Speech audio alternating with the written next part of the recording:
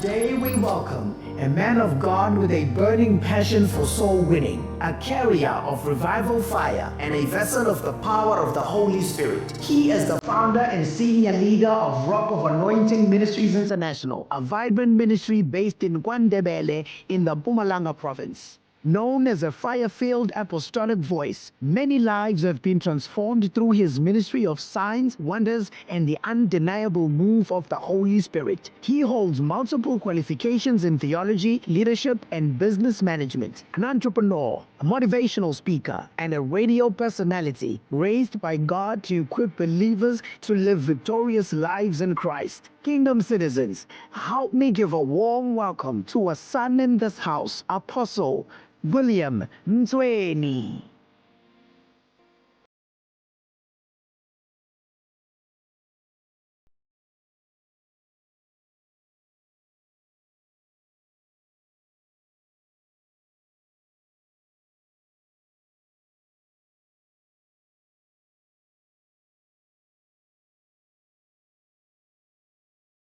My apostolic covering and prophet, my father, hallelujah. Cela sishayela umpostoli izandla egameni lika Jesu. Hallelujah. Special greetings to onke ama-guest kampostoli ngokuya kwama-rank awo. Bingelela abafundisi bala ekhaya, i-leadership, abasivakashele nebandla lonke egameni lika Jesu. Amen. Cela sishayela ama-guest kampostoli izandla.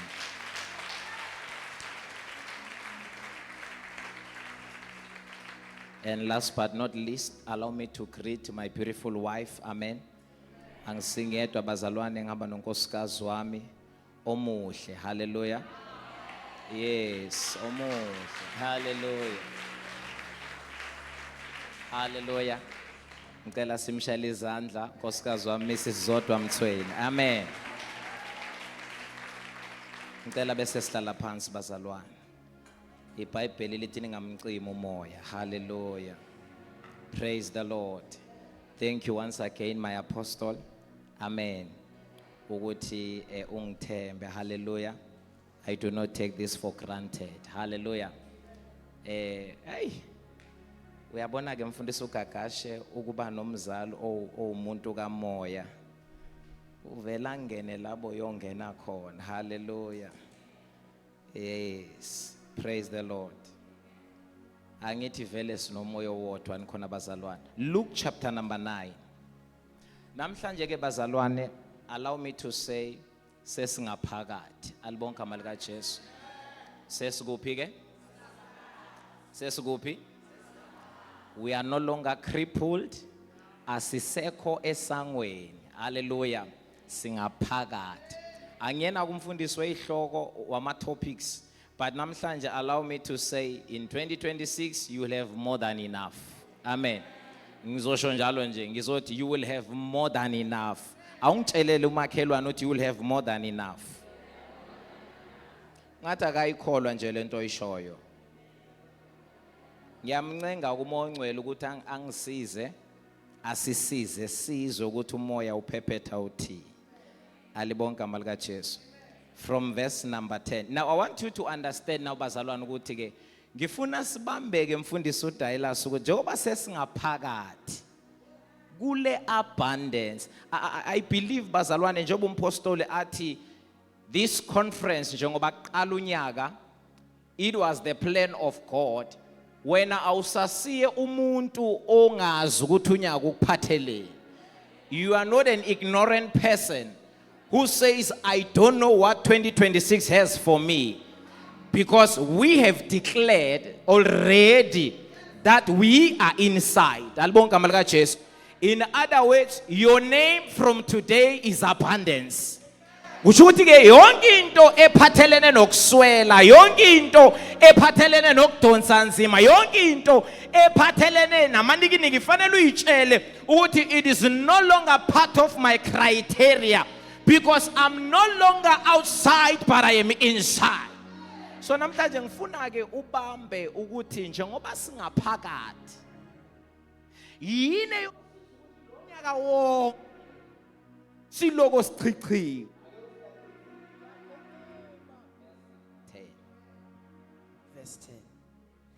abapostoli sebebuyile Yeah. bamlandisa konke abakwenzileyo wabathatha wamuka nabo bebodwa ukuya emzini othiwa iBethsaida kepha ixuku sezazi zamlandela wazithakazela wakhuluma kuzo ngombuso kaNkuluNkulu wabaphulukisa abaswele ukuphulukiswa. Ngifuna before mfundisi achubeka nibambe lento yokuthi izixuku zamlandela. Ninamba zalwane. Zenzani ixuku? Kusho ukuthi akuzona ixuku ezamzwe ekhuluma wabese uyahlukana nazo kodwa zenzani? You can continue sir. Seliqala ukushona beza kuya abayishumi nambili bathi bamukisa abantu ukuba baye emizaneni nasezweni elizungezileyo bangenise bathole ukudla ngokuba lapha sisendaweni eyihlala. Okay. Kepha wathi kubo bapheni nina ukudla. Okay. Le ndawo esikiyo balandela abantu bazalwane? Mara ngashumayela bazalwane. These people were following, it's a crowd. When you study the Bible, it says, King James, ibeka kamnanda, iti 5,000. Iti more than 5,000. Now, that tells you, ukuthi uma ngabe bekunamakhosikazi, sesieda ney'ngane zabo, usuyaqabanga nawe inamba ukuthi ifika aphi. But ngidliwa yilento yokuthi laba bantu balandela uJesu. And uma bemlandela uJesu ulandelwa wenza ama-miracles uyaphilisa ukhipha amademoni. But along the way bemlandela lithi iBhayibheli bafikelwa indlala. Ngiyafisa ngizwe. Bafikelwa indlala. Uma indlala ibabamba lithi iBhayibheli bashaywa i-situation noma i-circumstance noma i-surrounding ukuthi even if imali ibikhona one sehlane la itolo azikho. You remember the children of Israel uNkulunkulu bakhipha eGibhite baseKhanani. He made it on purpose ukuthi bathi ukujikeleza ehlane ngoba once people are in the wilderness amandla bayaphela. And uNkulunkulu wangishaya la wabadedela baphuma nemali eGibhite. But abathengi ngemali ehlane. God was trying to show them ukuthi uma ningangikholwa njengoNkulunkulu, that is my first point, ukukholwa. Uma ningangikholwa njengoNkulunkulu wenu in a season of abundance I am able to provide. Hayi ngoba uyaleka ngasalike. Thina sivamse ukuthi uNkulunkulu ubonelela ngoba singenakho. Ngicela ningasali. Ubonelela singenakho. Abakwa Israel uma bephuma baphuma bephethe imali. Mina ngifuna nilizwe kahle iBhayibheli. Kusho ukuthi labantu bephuma be-rich eGibhite bayezweni bathenjiswe lona. Kodwa uNkulunkulu angikake labathi benayo. uNkulunkulu angavuma isebenze ehlane. Ngithi this year you will have more than enough. These people were carrying abundance of wealth kibo. Kodwa kazi isebenze ehlane ngoba uNkulunkulu ozosiprovide kulonyaka. Kuyothi kukhona alokenezela. Kuyothi kukhona alokenezela. We are not gonna live bazalwane ngezinto ezincanyanyana yokuncenga impilo, no, but we are gonna live in abundance upon abundance. Because in this year you will have more than enough. Ingakho ke ngifuna ke ukukupha irevelation ukuthi ukuze ungafani nalaba abagcine beyikhonza. Khumbula uma inganamsebenzi. Uma inganamsebenzi le mali yagcina ingcebe benza ukuthi bathi uMoses uyadelaya asizenzeleni uNkulunkulu. Because in the midst of abundance we need to be careful. Ngizoyiphinda lento. In the midst of abundance we need to be very careful bazalwane ukuthi loka siphe kona singayitholi sesikhonza kona siyeke yena. So now, La umfundisi afunde khona ngizosala ngiqedela. iBhayibheli lithi uJesu belandelwa izixuku. John chapter 6:35 iBhayibheli lithi uthi uJesu I am the bread of life. Ngicela ungasasali sengiyashumayela. Tshela ngisekashumayela. I am the bread of life. So uthi uJesu ngiyisinkwa sokuphila. Siyavuma abazalwane. Bese uthi uJesu odla mina akasoze alambe. Yiloyo kholwa yimi kasozoma. I will say it again. Uthi uJesu I am the bread of life. Ngiyisinkwa sokuphila. Yilowo odla mina akalambi. Okholwa yimi akomi. Now ngifuna mfundisi ukuphi point lokuqala elizosigcina singaphakathi. Igama lalelo point bazalwane is faith. Yini bazalwane? Yini bazalwane? They would have never followed him uma bebangamkholwa. Nizongizwa. They would have never followed him uma bebangamkholwa. Ngoba lithi iBhayibheli lam ukukholwa kuza ngokuzwa. Ukuzwa izwi likaNkulunkulu. Manje laba banenhlanhla ngoba lithi likhuluma nabo limi phambi kwabo. Lithi likhuluma nabo libe libahola. Phela uthi uJohane 1 waba inyama waphila phakathi nabantu. So for following him they were resembling noma bebaveza ukuthi bayamkholwa. Ubambe lokho. Ngithi mina into ezokwenza uphile kwiabundance kulonyaka. You must overflow with faith. Okay. Now, iBhayibheli lithi ke bahlangana ne-challenge. Mfundisi uthedi kwaphela baphathwa indlala. Uma bephathwa indlala, uPetru uyasondela mamthethi. Uthi hey Nkosi, laba bantu abanakho ukudla. Uyabuza kuJesu uthi anti anamadlanyana na. Lalela bazalwane. Sikwi-abundance angithi? Athi la madoda kaNkuluNkulu ikhona. But ikhona. Kodwa sishawe lesixuku Nkosi yami. Imali yona injani bazalwane? Ngikhuluma nobani? Imali injani yona? Ngikhuluma nobani? Imali injani yona? Hayi kodwa lesixuku Jesu. Singeyanele le mali esinayo. uPeter abe nerevelation athi kodwa kunomfa. Why Peter uzufike la? Athi uPeter bazalwane lama conversation awafani. Kuxoxwa ngemali isikhaftini singena njani? Kuxoxwa ngemali la ilunch box ingena njani? Uthi uPetro noma imali singenayo kunomfana omncane la. Lo mfana I think ulibonile uhambo. Wathi umesuka ekhaya wavele wathatha ilunch box. Kuthi lo mfana akaqala ukulandela uJesu. Ngoba ujwayele ukuthi bafowethu all the time salandela uJesu ikibe khona. Namhlanje unyaka osidlulekiwo suqeda abanye sesifuna ukuyibulala ngoba zange sitshelwe ukuthi kuyenzeke kumlandeleni ibe khona labashata pradosa. Abanye bese sifuna ukuyeka amabandla sifuna ukumduba uJesu ngoba kaze sitshelwe ukuthi iyafika isizini yanibazalwane. So lo mfana lo ngathi bekayistudishile le pattern ukuthi all the time when we follow Christ kufika la khona this man silamba khona. Ene Peter umbona njani phakathi kwesiquku esingaka? Usho ukuthi ubeloke embona. Lithi iBhayibheli ngicela ningasali bazalwane. Uthi uPetro kuJesu, "Jesu, kunomfana la. Uphethe ilunch box. Akasondele wasondela umfana. Ngicela ukusho bazalwane. Ngena kule nto kaMpostoli. Ayikho into ezomultiplier isesandleni sakho. In this year nothing will multiply when it is in your hand.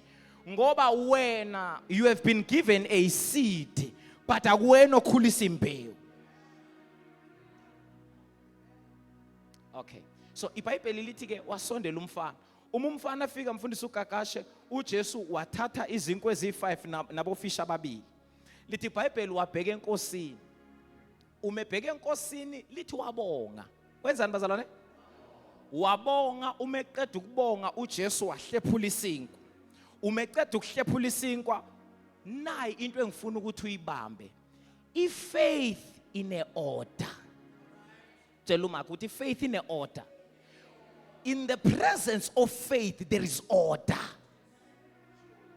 I will say it again. In the presence of faith, there is order. Anyone this year also claim abazalwane bam ukuthi unokholwa kodwa iorder ingekho.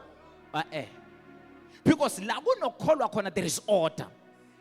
Uthi mfundisi uJesu, all right, you have a problem. I want to assist and perform a miracle. But angikwazi ukusebenza indawo nje. Ngiyafuna unenzele umhlo. Kodwa ngeke ngisebenze indawo isasenje. Hlalisana abantu kahle. Eish. Oh, bazalwane. Mfundisi ushukula singumuntu wetene. Ngifuna ushumela namhlanje, ngifuna ufundisa. Ngifuna ushumela. Lalela. Hlalisana abantu njani bazalwane? He even gives them Mama Shabi description. Order, ke uthi order. Uthi babekeni in 50.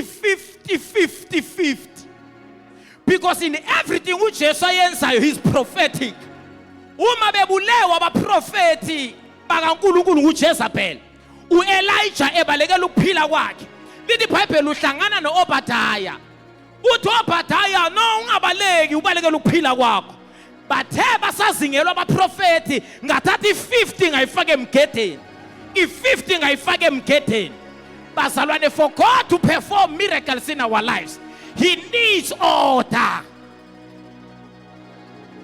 Hlalisana abantu kahle. Khona lapho kunomuntu uthi wathola ithenda yokuhlalisa abantu. Wahlalisa abantu kahle.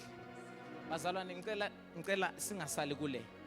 Jesus the Almighty, capable of every miracle, sesingaphakathi babundlovu. Kodwa akakwazi ukusebenza singaphakathi ku chaotic kungena order. So if faith, ngicela ningasali bazalwane, if faith iza ngokuzwa, ukuzwa izwi likaSimakade, we can never claim to follow him if we don't have faith bazalwane. Ngoba asikwazi kumlandela ukholwa kungekho. Now I'm saying once we have faith, lalelani, is simple lento bazalwane. The apostle comes as a prophet, she declares ukuthi 2026 is your year of abundance. Wena usabheke ukuthi kwenzakalana eduze kwakho. Abalungileyo baphila ngokholwa.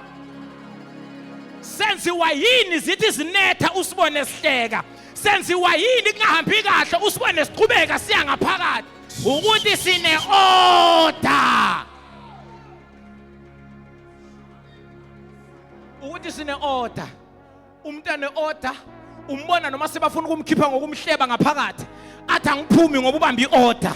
Umntwana order yokholwa ubona noma sekalinyaziwe ebandleni bathi asathandazi naye umama uzibanibani umbone eqhubeka ehlala ngoba asihlalela abantu bafowethu sibamba iorder. Ngeke asebenze kusa uzosebenza njani siseqhicimeni singafunani sodwa. Order. Uthi hlalisana abantu kahle. Bahlala mfundisi uDailas. Now sekathi uJesu. Anizo ingangijaji lalelana. Sekathi uJesu. Njoba bahleli. Thatha wena Petro. Banike badla. This is what we are declaring and prophesying. Lezi inkwa zi5. Le inhlanzi zimbili. Zikule basket. Izinkwa zithe mazifike esandleni sika Peter. Zazi logo zi5 neinhlanzi zimbili.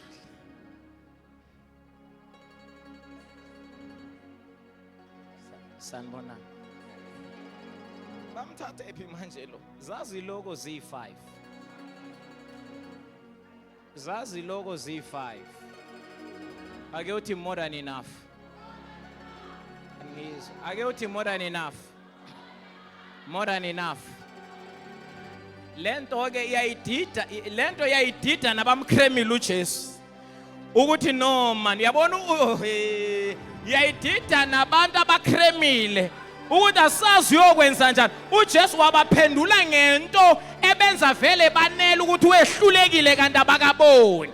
Ngoba esikhathini esiningi uvamisile mfundisi uDilas ukuthi ugada impendulo ethize kube ngathi kuya yona lebo ongayifuni oya kanti iza nenye ipackage ngaphakathi.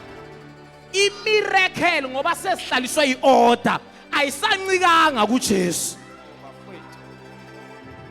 Imiracle yalendlala ebaphethe ayisancikanga kuJesu. Umuntu obekangaba fail ilonikezwe isikhafuthina. Aya. Phela uJesu ayisiso sakhe. Usithethe kubona usibuyisela kubona. Sisesenjalo. Kodwa umehluko ukuthi uJesu wathume lalelana. uJesu wathume boraphala matosheke. uJesu wathi khola pratia kamahash. Wathi uJesu mebonga. Wathi uJesu mebonga. Izulu anazi bafowethu ne ukuthi thanks makes room for more. Anazi ne ukuthi ukubonga anazi ne bazalwane ukuthi when we give thanks uhlale ndumsebenzi anazi bazalwane uthe sebonga uJesu ubaba ezulwini waphefumulela iabundance phezulu kwesikhafuthini waphefumulela iabundance phezulu kwesikhafuthini sibukeka ngathi sina 5 and 2 uma uPeter eqala ngegroup yokuqala kunento enzakalayo la bazalwane niyakholwa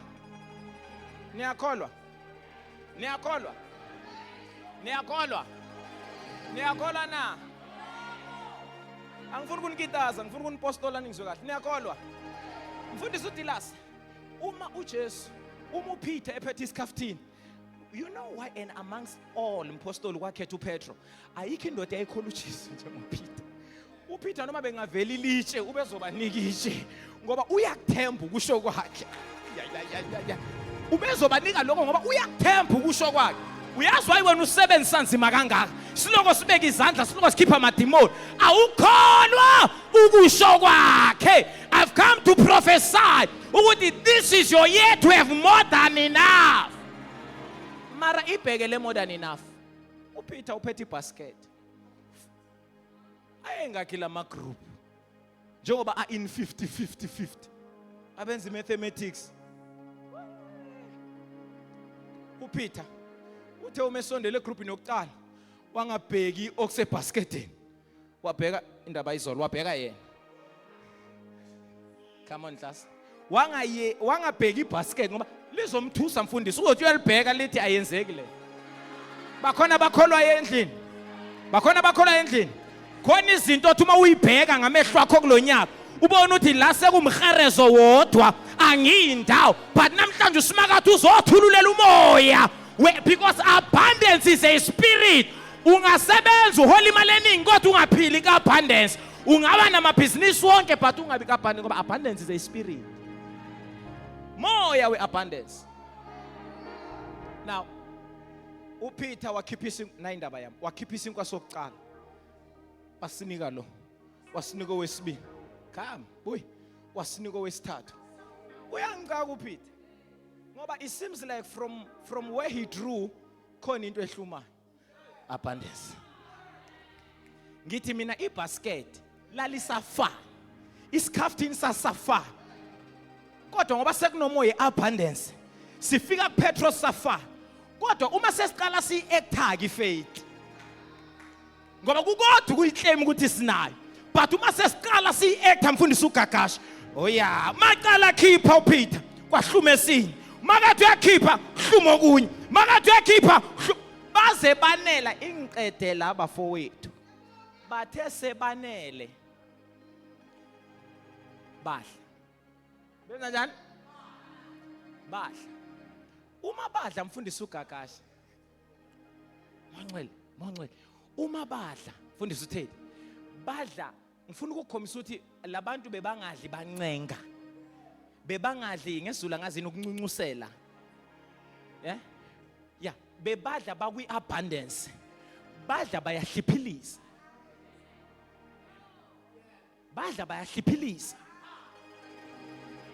yes igama lelo mfundisi bayamosha kahle uma beceda sekuthiwa no sidlile khona kodwa nazi imvuthuluka awungizwa wena sidlile khona kodwa nazi imvuthuluka ngaphansi kwethu kuthiwa kwathiwa landana amabasket ayi12 kwalandwa amabasket ayi12 azofaka lezi imvuthuluka babuyela naze ngithi mina kulonyaka esingena ngaphakathi njoba sesingaphakathi the first level of you experiencing your abundance and maintaining your abundance keep your faith in God. I will say it again, keep your faith in God because as long une faith kuNkulunkulu, you will live a life of order. And once you live a life of order, you will taste the abundance forever.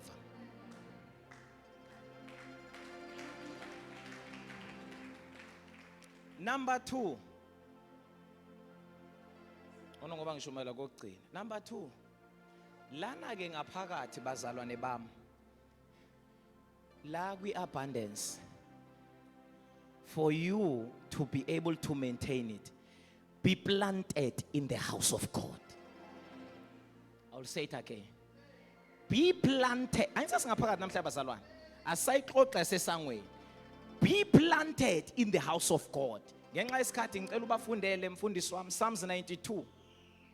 Psalms 92. Psalms 23. Psalms 92 verse 12 to 15.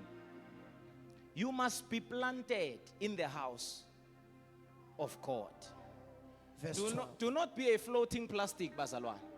Ningizwile bazalwane. You must be planted. Ufanele utshalwe endlini kaNkulunkulu. Sifundele. Verse 12. Yes. Olungileyo uyahluma njengesundu. Uyakhula njengomsedari eLebanon. Yeah. Batshaliwe Yes. endlini kaJehova. Benze njani? Endlini ka? Kuthiwa ke olungileyo, the righteous will flourish like a palm tree. Uzawuhluma ngithi bazalwane, no, they will flourish. Now you need to understand ukuthi ngonjani olungileyo. iBhayibheli liyasifundisa uMupholi ebhala kahle uthi thina senziwa ukulunga ngokholwa kuKristu Jesu. So now you see ukuthi ke i-righteousness ne-faith azihlukani. I-righteousness ne-faith zenzeni bazalwane? iBhayibheli lithi uAbraham wamkholwa uNkulunkulu kwabalelwa kuye ukuthi uyini lokho? Ukulunga. So now kuthiwa ke laba bamkholwayo uJesu, the righteous, they will flourish kulo nyaka ka-2026. Ngisho kuwe mina ngithi wena noma amukela uJesu njengoba uhleli la kulo nyaka you will flourish like a palm tree and like the cedar of Lebanon. I was studying the nature of a palm tree. I-palm tree ngokwesidalo sayo iney'mpande ezijulile.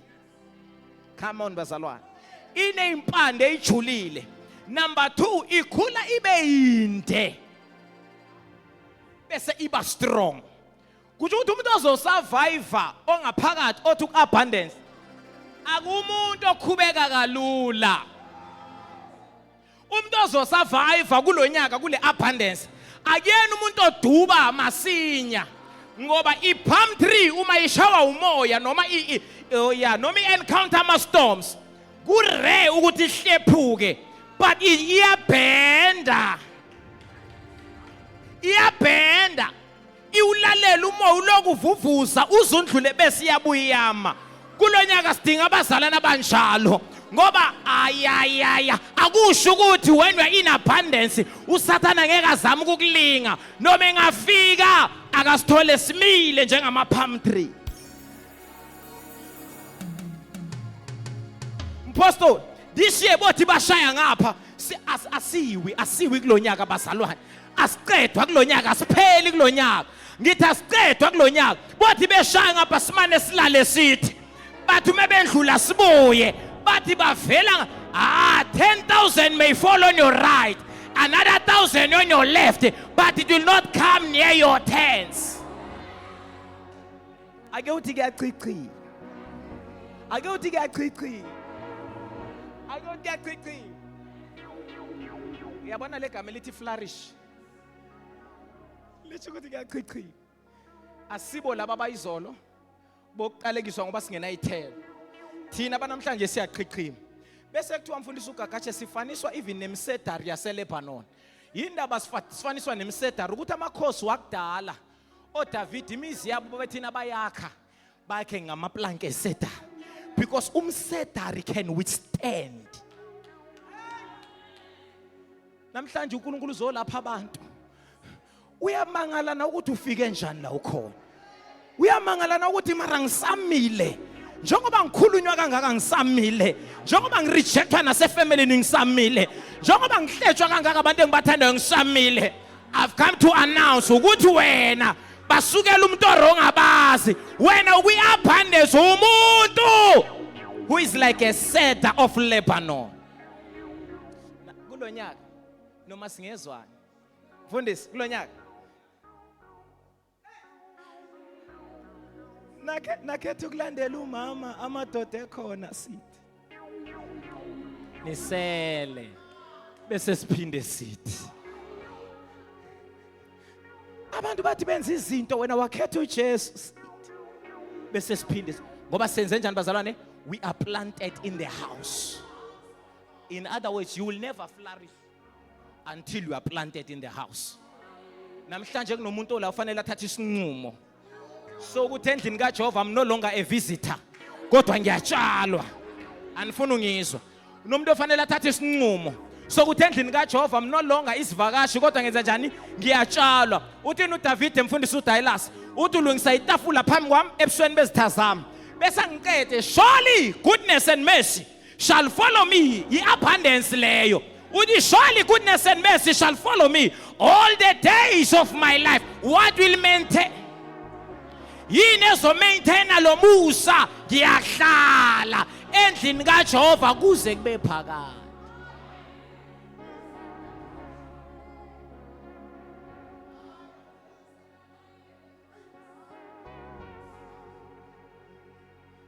Ngihlala noma sengithethisiwe ngoba ngihlala ngemntwini ngihleli ngitshaliwe bazalwa.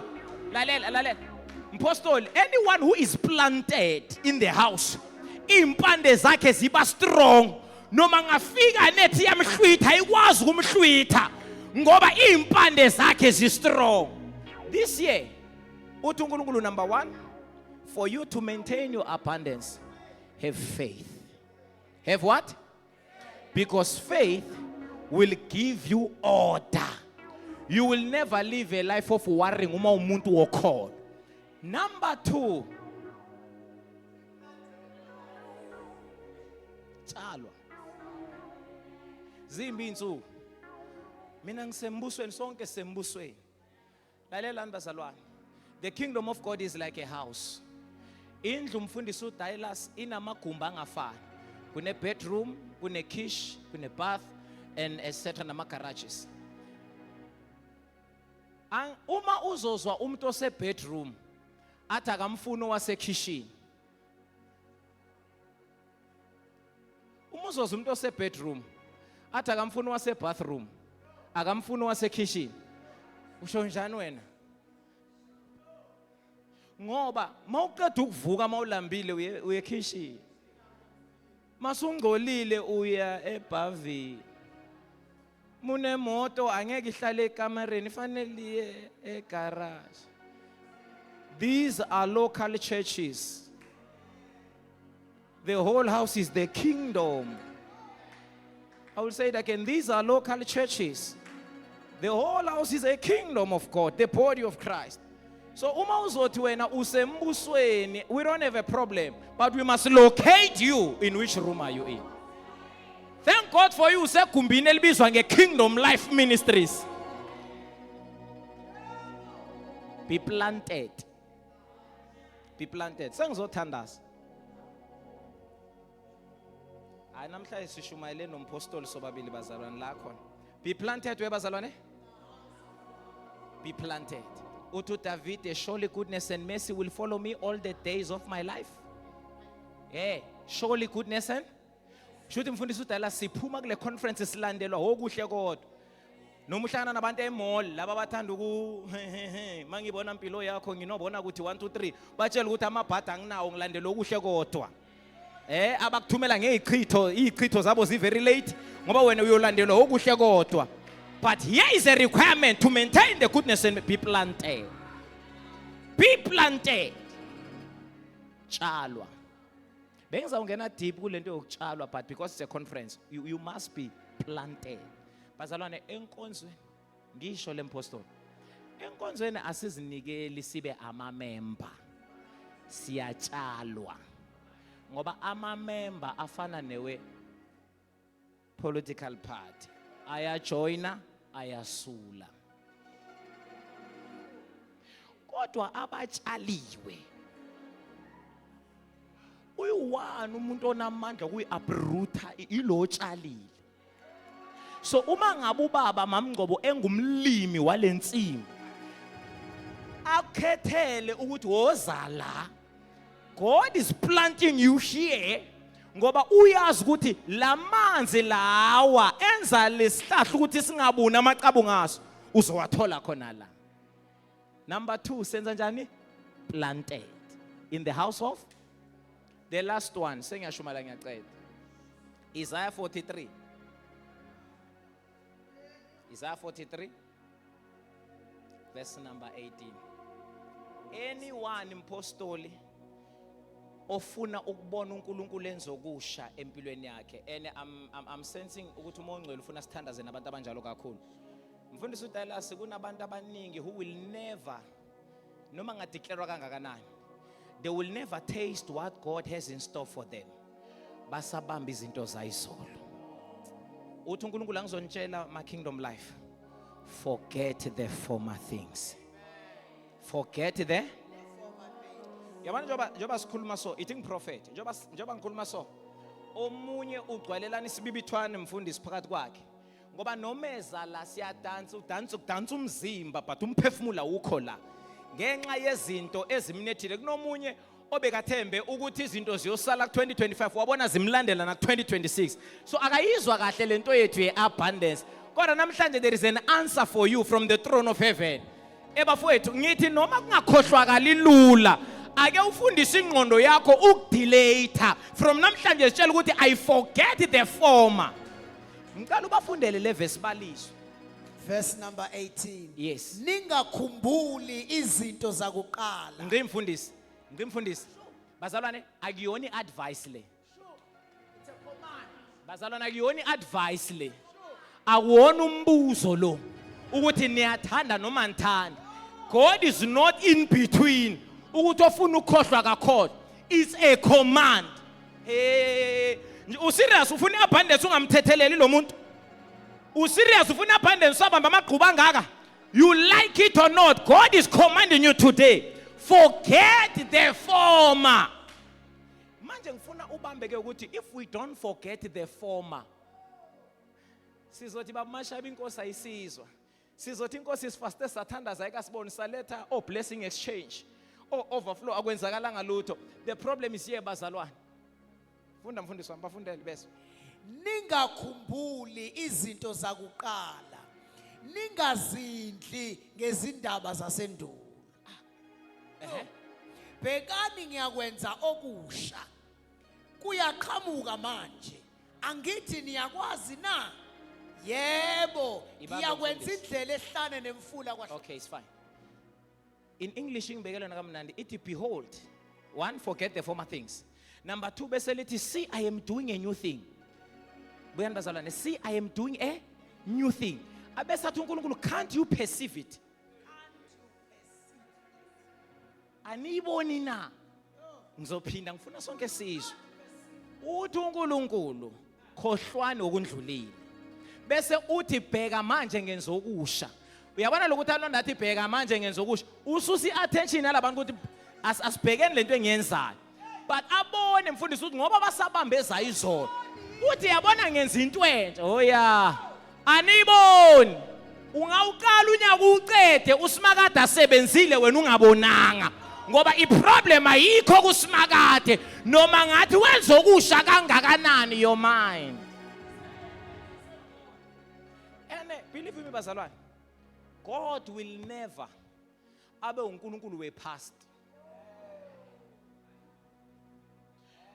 uNkulunkulu is the God of the future.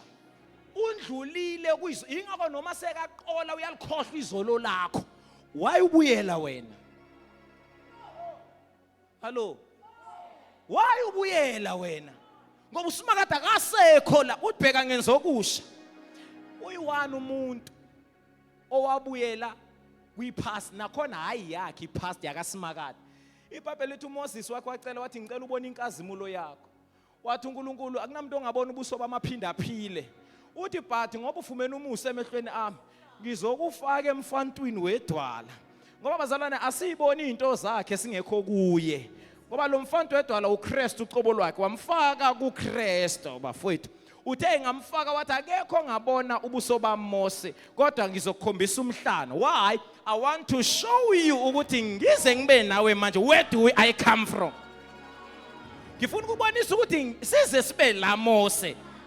Sesixoxa ngamaSinayi, sesixoxa ngeintaba ezivuthayo, sesixoxa ngeinduku. Mina uNkulunkulu wena wazi umthetho wena. Haya, wena wazi umthetho wena. Kodwa ngifuna ukukhombisa izolo lami. Lithi iBhayibheli wamfaka emfantini wedwala wabona umhlana. I don't know how many years it took. Angazi kuthetha amalanga amangakanani. Ngambona uMose abheka umhlana mpostoli abhala uGenesis 1, Genesis 2, Genesis 3. Waze wayiqeda ngoba wakhonjiswa la uSimakade avela.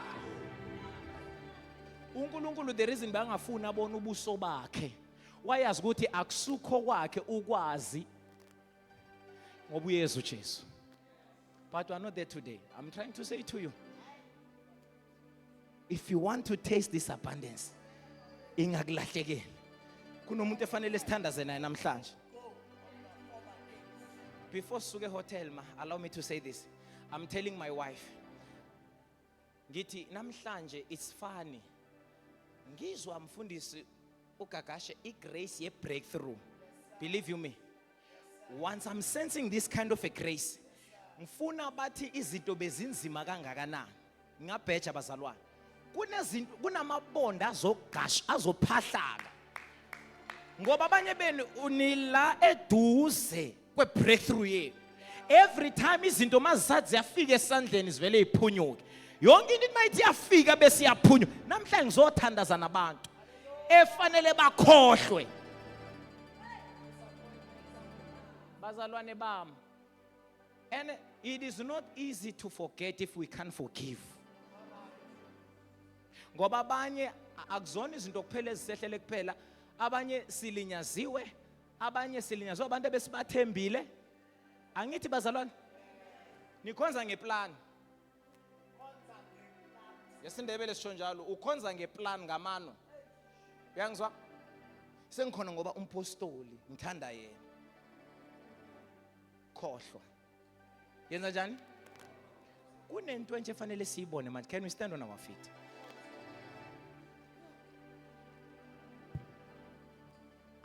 I want to usher you.